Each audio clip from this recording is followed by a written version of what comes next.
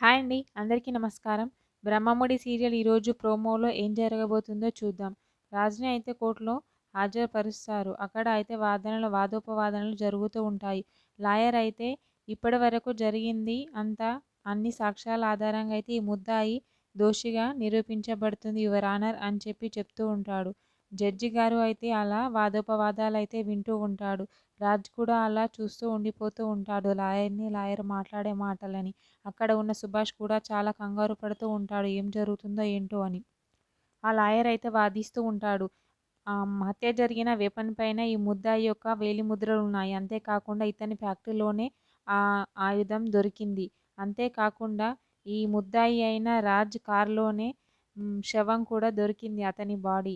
అందుకని చెప్పి ఇతనికి శిక్ష వేయాలని అనుకుంటున్నాను అని అంటాడు.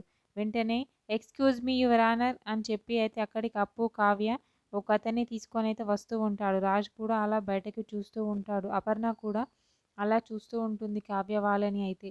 అక్కడికి లోపలికి అయితే కావ్య మరియు అప్పు అయితే ఒక అతన్ని తీసుకొని వస్తూ ఉంటారు సాక్ష్యం చెప్పడానికి.